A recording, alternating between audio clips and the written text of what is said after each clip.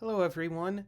Welcome to the Justus Parrotta 1988 podcast, Season 1, Episode 5. This particular episode is going to be my final thoughts on the article by Allan Kozzin that discussed virtuoso performers performing their own music. So I think it's good to have virtuoso music.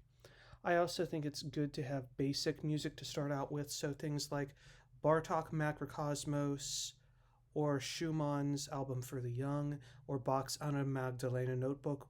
That's just mostly basic pieces. That's fine to start out with too, even if you're a virtuoso, because that means it's going to reach a larger playing audience as well. The other thing I have to say about being a virtuoso performer-composer is that it's one thing when you're playing a tricky piece written by someone else, but when you've wrote it yourself, you're in charge of everything.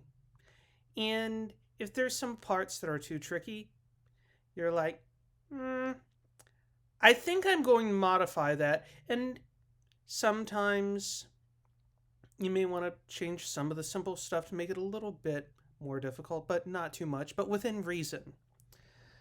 That's my view from a composer perspective after studying injury preventative keyboard technique. The other thing is composer performers that specialize in my genre, so organ and piano. So some people that I would recommend looking at are the French-Canadian composer Denis Bedard, a huge selection of organ music. He's recorded some of his compositions up in Canada. Pamela Decker.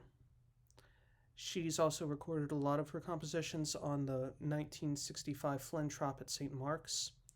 Carson Kuhlman. He actually has his own entire YouTube channel. And Margaret Sandreski. And she's over 100 and still composing for organ. Then for the piano, Melody Bober, Andrzej Dukevich, Tom Giroux, and Eugenie Rocherol are the people I would look at, who are a little bit late 20th century. Those are the people I would look at. That's essentially what I wanted to conclude with my thoughts on the Kozinn article, because this is just a stepping stone in investigating bringing back the composer-performer. Next week, I'm going to be doing an article that is by Vladimir Volyarevich, mostly concerned on piano touch.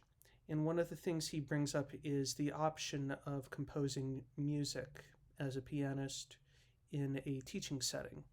So I would like to look at that and examine that and analyze it next week from the perspective of a composer, performer. So take care and see you next Monday.